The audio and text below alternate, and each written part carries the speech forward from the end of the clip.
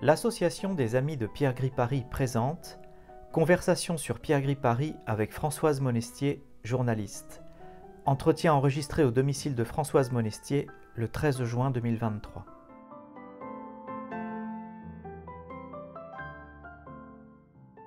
J'aurais voulu savoir, Françoise Monestier, comment est-ce que vous avez connu Pierre Gripari ?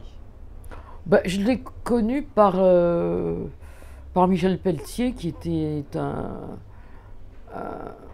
un grand ami que je connaissais par Rivarol et par Camille Gallic. Et bien évidemment, Michel et surtout Christine Pelletier, son épouse. Et donc, j'ai connu Gripari chez lui, enfin chez les Pelletier, au cours de dîners, au cours de réunions amicales. Et puis en plus, j'ai d'autant plus aimé Gripari qu'il était d'origine grecque, et comme je suis sinon hellénophile, ou plutôt hellénolâtre, il est évident que Pierre m'a plu tout de suite. Ça a créé un lien. Ça a créé un lien, voilà. Est-ce que vous vous souvenez de votre première rencontre, particulièrement ? Non, pas. Je sais que je l'ai rencontré la première fois chez les Pelletier. Et il était toujours. Il avait cette. Enfin, c'était une grande carcasse. Et il se. Comment dirais-je ? Il était toujours. Il était toujours. Enfin, il paraissait joyeux. Disons qu'il riait toujours. Il avait toujours le. Il avait le rire facile ou le. Et la camaraderie aussi, c'était un homme de contact, malgré tout. Même si, au fond, je crois qu'il était sûrement très solitaire. Mais en même temps, il semblait être un homme de contact. Il aimait bien être chez ses amis, il aimait bien parler, il aimait bien... Enfin, il était assez sobre, mais il aimait la compagnie des autres. La convivialité. La convivialité. Ouais. Alors, il paraît justement qu'on l'invitait beaucoup, malgré cet aspect un peu d'homme un peu ours, qui oui. s'enferme chez lui pour écrire. Chaque fin de semaine, on l'invitait beaucoup, alors, notamment chez les Pelletier. Oui, chez les Pelletier, chez les Rachet, mettons chez Camille Gallic. Oui, il était très... Oui.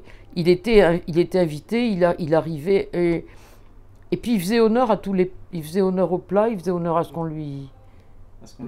À ce qu'on lui donnait, enfin... Et il y faisait honneur de manière très simple, très... Oui, c'était un type très sympa, enfin, très sympathique. Est-ce que vous avez un souvenir particulier avec lui ? Une anecdote particulière ? L'anecdote, c'est l'anecdote des ânes. Ah bon ? Parce que je crois que son père était de Mykonos. Oui, c'est ça, absolument. Et alors, il imitait l'âne de Mykonos. Et donc, il partait, il faisait... Et il imitait l'âne de Mykonos, et ensuite, il imitait un âne d'une autre île ou d'un autre... Et il faisait l'âne. D'accord, donc... Alors, pour moi, c'est le souvenir de... Enfin, souvenir, ouais. C'est Pierre imitant le braiement des ânes. Et il le faisait très très bien. Et il avait toute une... Et n'étant jamais à la Mykonos, je ne peux pas certifier que c'était bien le braiement de Mykonos, mais je dois reconnaître que... moi, c'est Pierre imitant le braiement de l'âne de Mykonos. D'accord. Vous saviez qu'il était écrivain quand vous l'avez rencontré ? Oui. Vous l'aviez lu avant ou vous l'avez lu après, peut-être ? Non, j'avais lu les contes de la rue Broca avant. D'accord. Mais non, après j'ai lu... Oui, et puis la sorcière du placard à balai. Oui, c'est les contes de la rue Broca. Les contes de la rue Broca. Et puis aussi, si mes souvenirs sont bons, il allait souvent rue de Vaugirard. Oui, la librairie... La librairie de l'amitié. Oui, d'accord. Et donc... Mais en même temps, il était très discret sur sa vie. On savait qu'il habitait une chambre d'hôtel. Oui, au Plaisant-Logis. Mais il n'en parlait pas, il était très discret. C'est quelqu'un qui était très discret. se plaignait jamais en fait de ses Il se mettait pas en avant, il ne se plaignait pas de ses conditions de vie qui étaient, je pense, pas très faciles. Oui, c'est...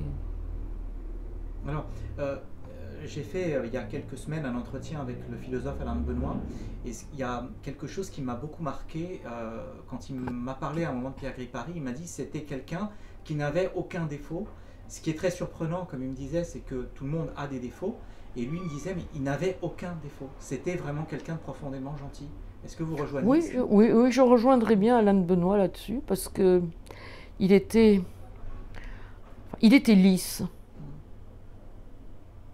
Il était lisse et modeste, tout en ayant une immense culture, une originalité, mais il était lisse, il ne faisait pas de bruit, sauf quand il faisait l'âne, mais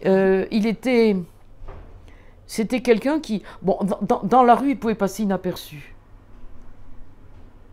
Sauf que c'était une grande carcasse mais il passait inaperçu, il était modeste. Alors, est-ce que c'est peut-être son enfance ou son adolescence ou je ne sais pas, il était effectivement. Pourtant, il avait quand même un accoutrement particulier, parce que ce qu'on m'a raconté, c'est qu'il avait des sandales même en plein hiver, par exemple. Ah oui, il avait des sandales en plein hiver, mais et il avait toujours je ne l'ai jamais vu, il avait toujours des vestes, avec une quantité de pulls dessous. Mais bon, il était habillé comme un original, on aurait pu le prendre pour... Non, il n'avait pas... Non, c'était pas un clochard. C'était un original, mais il était toujours il était impeccablement propre, mais évidemment, c'est vrai qu'il était chaussé de sandales. Ouais. De sandales, pas de sandales, d'espadrilles plutôt. Ah oui. Enfin, les espadrilles, c'est catalan, c'est très... Bon, c'est catalan, je veux dire, c'est très français. Oui, c'est très français. Est-ce que vous vous souvenez de conversations que vous aviez avec lui? De quoi est-ce que vous parliez en général? Bon, disons de tout et de rien.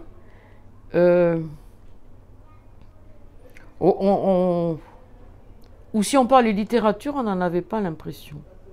D'accord. Donc c'était quelqu'un de très... Il n'était pas... comment dire?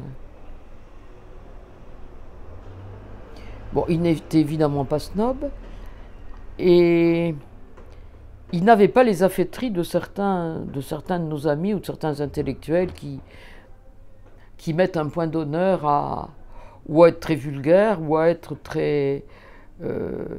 ou à vous inonder de leur science. Lui, c'était pas du tout le cas. Donc, c'était quelqu'un de simple, il était très attentif aux autres. Et je pense qu'il était aussi très attentif aux gens avec lesquels il partageait ses repas le midi dans son... Chez Dany. Chez Dany. Ouais. Vous avez été là-bas aussi, chez Dany? Non, jamais. Une fois, non, une fois, mais bon.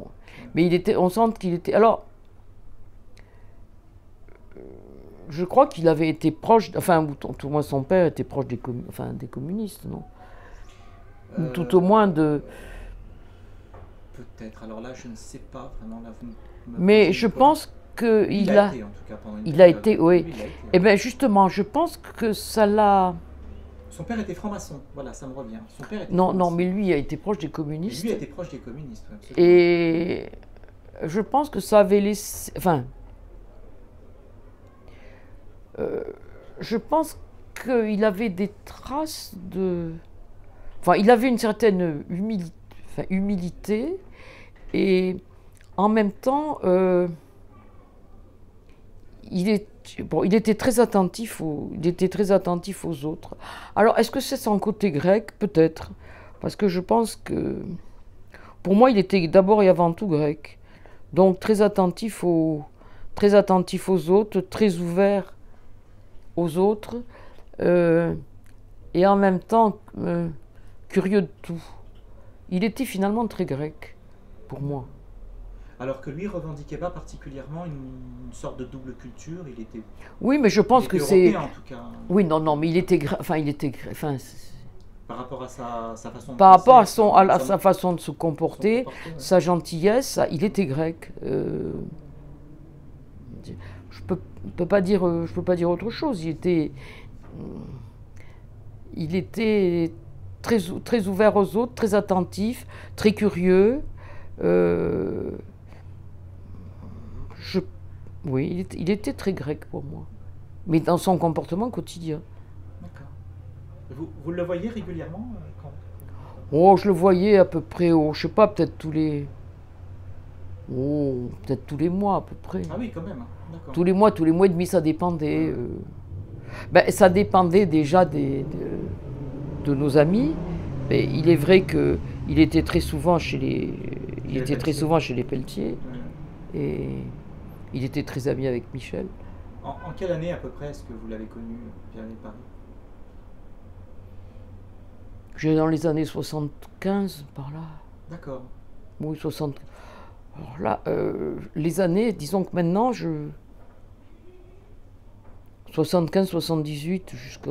Oui, à peu près, oui. Oui. Et quelle relation est-ce qu'il avait avec...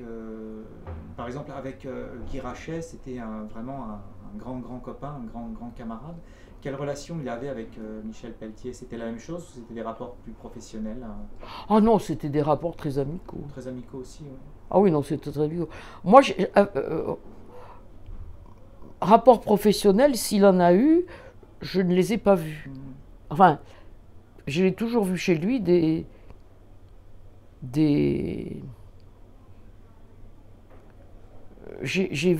il avait des rapports amicaux. Il a sûrement des rapports professionnels avec ses éditeurs, ces mecs que je ne connaissais pas. Ouais.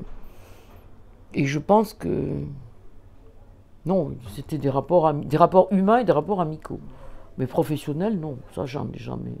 Il aimait beaucoup d'ailleurs son épouse, qui s'appelait Christine. Ah oui. Il allait à l'opéra avec elle. Oui. Oh ben Christine était une amie délicieuse et très... Christine était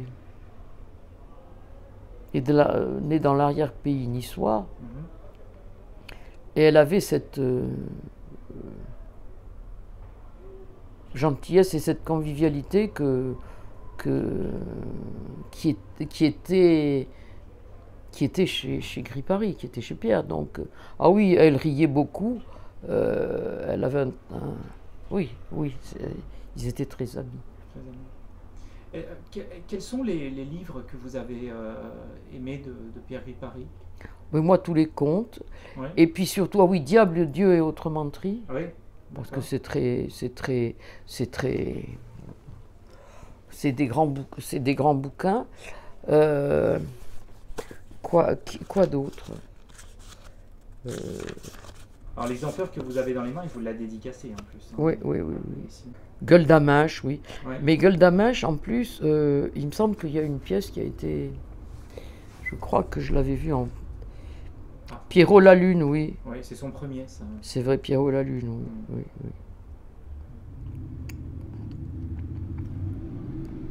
Non, ce qu'il avait, c'est qu'il avait il avait un don pour écrire et pour mettre à l'écrit ce qu'il avait pu ressentir, et puis il avait le don du conte. Oui, il paraît que c'était un grand conteur. C'était un grand conteur, oui. Il vous racontait des histoires? Oui, mais ça aussi, c'est son côté grec. Ouais. C'était un conte... Enfin, c'est le conte... je crois qu'il était d'abord et avant tout grec. Et donc, c'est art de conter, de partir d'une petite histoire.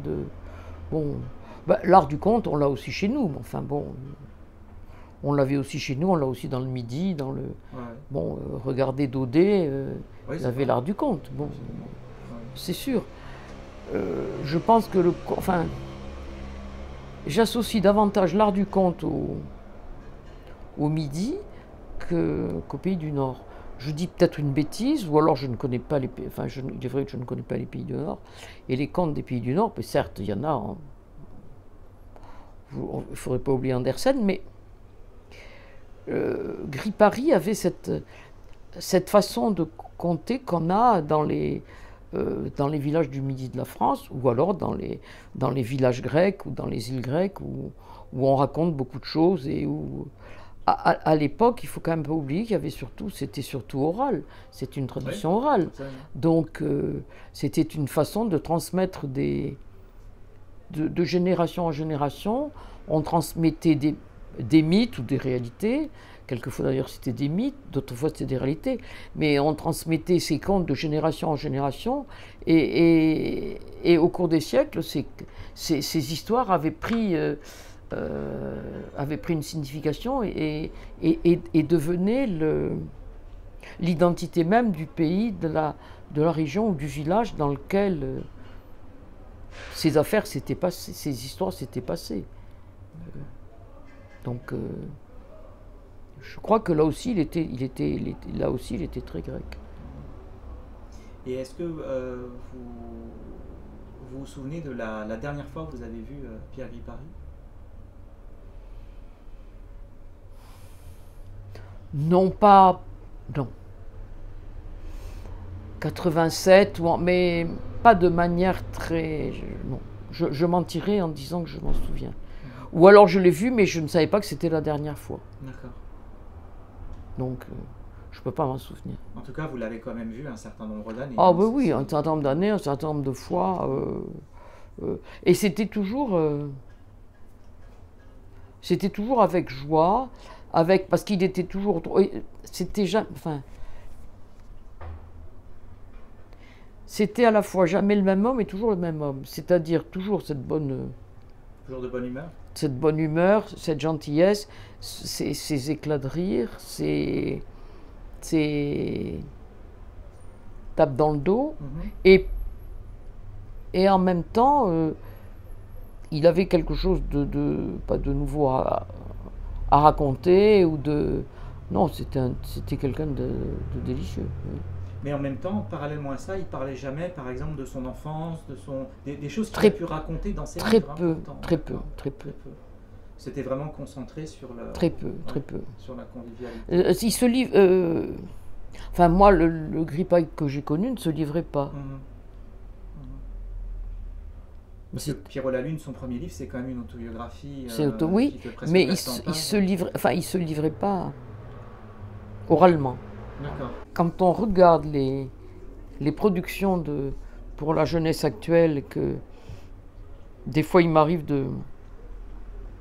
dans les boîtes à livres de voir des livres pour enfants, je suis effondré. Souvent, les illustrations sont affreuses, les dessins sont laids. C'est vrai. Les dessins sont laids, et évidemment, on n'a aucune... Enfin, on se dit que c'est bien triste pour des enfants. Mais regardez d'abord maintenant la façon dont on réécrit certains livres. Vous avez vu comment on a réécrit... comment on est en train de vouloir réécrire Agatha Christie.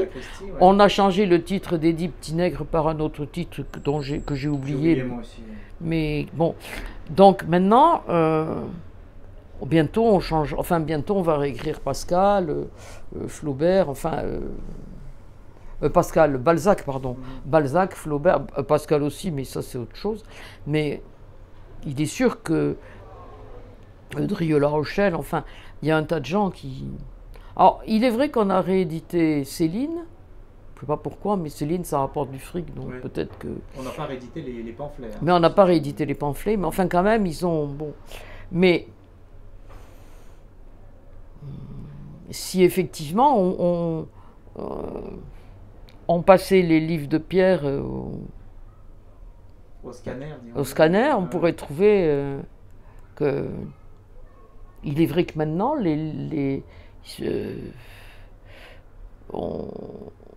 certains, enfin les éditeurs ou les gens qui relisent les manuscrits ont pour mission de caviarder tout ce qui ne convient pas. Donc, là, ils auraient caviardé chez Pierre, ils caviarderaient partout. Il est sûr que ce wokisme qui qui est de mise maintenant aux États-Unis et qui maintenant va devenir de mise chez nous, provoque d'incommensurables dégâts. On se demande où ça va s'arrêter, parce que bon, on ajoute à ça le nouveau langage, enfin l'écriture inclusive, et puis ce langage inclusif qui est bonjour à toutes et tous, etc. C'est horrible. Et même la radio, maintenant, je vois, j'entends, bonjour madame, vous êtes autrice, vous êtes maîtresse, mais moi, la maîtresse, c'est... On disait maîtresse d'école, et la maîtresse, autrefois, c'était la bonne amie d'un monsieur. Oui. Bon, mais maîtresse à l'université, bonjour madame, ou alors maîtresse, c'était dans certains romans un peu hard, une personne qui était dominante. Oui, bon, vrai. Alors que là, la maîtresse, maîtresse à l'université, j'entends tous les jours des maîtresses à l'université s'exprimer à la radio, des autrices. Du celles et ceux aussi, on s'en rend pas compte. Celles et ceux, c'est une formule qui est horrible et qui en plus est incorrecte puisque le masculin est général. Mais oui. Mais moi, on me disait quand j'étais petite, le masculin l'emporte sur le féminin. Oui, on me le disait aussi. Absolument. Bon, donc j'ai 75 ans, j'entendais ça et ça me semblait parfaitement normal. Alors, celles et ceux, c'est lourdingue, c'est moche. Et puis les autrices, c'est... La pharmacienne, bon, pour moi, la pharmacienne était la femme du pharmacien. Oui, ou l'ambassadrice. Ou l'ambassadrice, la femme de l'ambassadeur. Jusqu'où va-t-on descendre? J'en sais rien, mais là, on est en train de descendre. Alors, par rapport à tout ce que vous dites, pour revenir un petit peu sur Gripari, Pierre Gripari, en 1983, a fait publier un livre qui s'appelle Patrouille du Comte. Vous en avez entendu parler? Oui, mais je ne m'en souviens pas très bien. Alors, Patrouille du Comte, c'est l'histoire d'une patrouille qui part dans le monde du conte pour aller les réécrire. C'est un roman, hein, parce que pour qu'ils soient beaucoup plus politiquement corrects, moins violents, que par exemple le loup ne mange plus la grand-mère du petit chaperon rouge parce que c'est pas bien, que la mère Michel puisse retrouver son chat parce que le sucre veut la manger, tout ça, ce n'est pas politiquement correct. Bon. Et au fur et à mesure qu'on avance dans l'histoire, les contes se réécrivent. Et ça ne va plus, c'est complètement déréglé parce que les enfants ne reconnaissent plus rien et commencent à ne plus lire les contes. Mais surtout, la fin, ça se termine par une guerre civile. Ça se finit vraiment très très mal. Enfin, ça se finit mal, mais en même temps, on comprend que finalement, on ne doit pas toucher au texte, on ne doit pas toucher à justement, c'est peut-être une... Ça rejoint il avait peut-être vu, enfin peut-être qu'il avait prévu les dommages du wokisme. Bien que je n'aime pas ce texte, ce terme, parce que wokisme, ça veut... Enfin, en français, ça veut rien dire, officiellement. En français, ça veut rien dire, mais enfin bon. Mais il est sûr qu'il avait déjà en 1983, on voyait déjà une réécriture de beaucoup de choses. Réécriture des événements de la Seconde Guerre mondiale, réécriture de la guerre d'Indochine, réécriture de la guerre d'Algérie, réécriture, donc il est évident que... Puis il avait été communiste, donc il avait vu aussi... Oui, il avait vu aussi... il avait peut-être vécu de l'intérieur, mais aussi, il est sûr que c'est pas bien que le loup doit jamais manger les enfants, c'est sûr, c'est pas correct. C'est pas correct, mais malheureusement, ça se produit. Pierre Gripari se définissait lui-même comme un pessimiste joyeux. Je ne sais pas si vous l'avez déjà dit. Oui, pessimiste joyeux, oui. Qu'est-ce que vous pensez de cette formule, finalement? J'aime bien. Ouais. J'aime bien parce que je pense que l'optimisme est une aberration. Pessimiste joyeux, oui, alors évidemment, les deux termes semblent contradictoires, non, mais c'est très bien, pessimiste joyeux. Disons qu'être pessimiste joyeux évite de se réveiller trop tard et de découvrir que la catastrophe et qu'on est au bord du gouffre. Ça, c'est vrai. Donc, pessimiste joyeux, oui, c'est bien. Enfin, c'est bien. C'est une bonne formule. Par rapport à ça aussi, Pierre Gripari se définissait lui-même comme un martien en exil. Il a d'ailleurs écrit un recueil de nouvelles qui s'appelle Rêverie d'un martien en exil. Martien en exil, c'est-à-dire qu'il se considérait finalement pas vraiment de ce monde-là. Il écrivait ce qui était l'essentiel pour lui, mais Ah, mais ça, c'est vrai que je me. Enfin, martien. Alors, martien, je n'ai aucun. Enfin, je ne suis pas spécialement. Enfin, la planète Mars, tout ça, ça fait partie d'un. C'est peut-être, disons, d'un folklore, mais de. C'est, pour moi, c'est très loin, ou c'est pas du tout. Mais je pense que j'aurais aimé naître beaucoup plus tôt. Ça aurait peut-être été plus difficile, mais en même temps, moi j'aime bien le 19e siècle, j'aime bien le Second Empire, enfin c'est... Mais est-ce que Gris Paris, lui, vous sentiez justement qu'il n'était pas vraiment à sa place Ah, il devait pas se sentir à sa place, oui, c'est vrai. Mais bah, nous non plus, enfin, actuellement, je pense que quelqu'un de normalement constitué ne doit pas se sentir à sa place dans notre pays. dans notre Oui, société, dans notre pays, ça c'est vrai, parce que je reviens à la Grèce. Actuellement, la Grèce connaît en gros les mêmes problèmes que nous aujourd'hui, mais le peuple a gardé vivace certaines traditions je veux dire à la fois païenne et orthodoxe, donc pagano-orthodoxe, donc c'est un mélange, mais en même temps, ils sont très respectueux de leur tradition, de leur coutume ancestrale, et ça les aide à mon avis, à résister à ce qui se passe actuellement, en tout cas, par exemple, chez nous en France. Pour l'instant, j'ai pas encore entendu parler trop de wokisme, et je pense que le wokisme, ça doit exister en Grèce, bien sûr, dans certains milieux branchés, bon. Mais le peuple s'en fiche, je crois, royalement, et pas encore. Alors, ça viendra peut-être, mais malgré tout, je pense qu'ils ont plus de moyens de lutter contre ces invasions que nous. Et en même temps, est-ce que le wokisme aussi n'est pas quelque chose de très parisien? Parce que je pense que dans le fin fond de la Normandie, ils s'en foutent du wokisme. Ils s'en fichent, pardon. Oh, oui et non, parce que peut-être pas dans le fin fond de la Normandie, mais ça, regardez à certains coins de Bretagne, dans certains villages. Le problème, c'est que maintenant, on a une nouvelle. Non content d'avoir c'est pas une invasion migratoire, mais non content d'avoir un gouvernement qui dissémine ses clandestins un peu partout en France, certains urbains viennent à la campagne et viennent justement importer du wokisme. Et ça, je pense que c'est une réalité. D'accord. Enfin, du wokisme. Viennent importer les nouvelles modes, les nouvelles tendances. Ils vivent en petite communauté, et je pense que ça, c'est ajouté aux clandestins, ça fera un mélange explosif.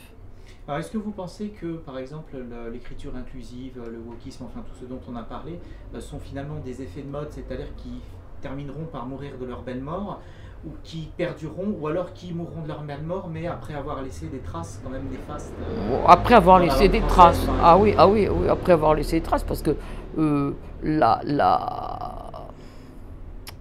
l'Académie va plus ou moins succomber, et puis l'Académie, elle est assez impuissante. Hélène Carrère d'Ancos n'est pas éternelle, et puis elle est impuissante, et puis c'est comme ça. Les administrations imposent le wokisme dans les universités. Je vois à Sciences Po, je sais pas, Grenoble ou je ne sais où, on demande aux étudiants de rédiger leurs travaux en langue inclusive. Moi, j'en suis incapable. Est-ce que vous souhaitez rajouter quelque chose sur Pierre Gris Paris dont vous avez peut-être oublié ou dont on n'aurait pas parlé Non, je vous dis sinon que c'était un ami charmant, quelqu'un de très modeste, et et qui avait une immense culture, même s'il le cache, même si il n'en faisait pas état. Il était très discret par rapport Très discret, très... D'accord. Voilà. Eh bien, merci beaucoup, Françoise. Mais écoutez, je vous en prie. De nous avoir reçus. J'étais contente de vous avoir, voilà. Merci. Au revoir. Au revoir.